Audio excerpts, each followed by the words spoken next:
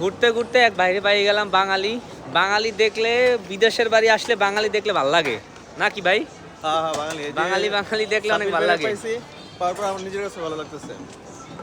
ঘুরতেছি সারাদিন, ঘুরে এক জায়গায় গেছিলাম, ক্যান্টেন টাওয়ারে গেছি ঠিকঠাক মতো, কিন্তু আইতে আর পারি না। কেমনে কেমনে সিস্টেম করে সিস্টেম করে 30-40টা দিয়া পরে হচ্ছে গিয়ে আসা লাগছে।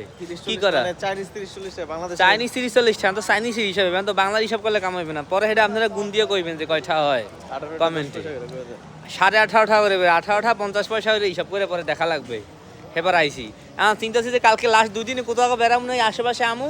আর এই যে দেন এই যে মুঠো ঠ্যাং, এটা মুঠো খায় না, মুঠো ঠ্যাং দিয়েছে, জমের খাওয়া খাম, কাল গুছতে খাইতে থাকবো।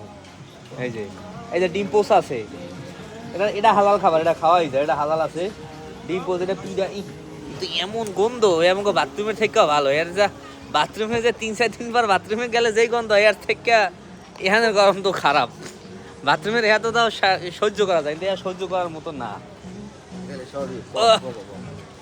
এমন অবস্থা, এর সহ্য করার মতো না। এর থেকে 3-4 দিন করা বাথরুমের গ্রান হলো ভালো।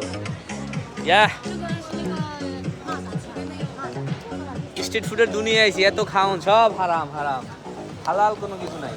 হালাল আছে ডিম ভাজা, ডিম পোস।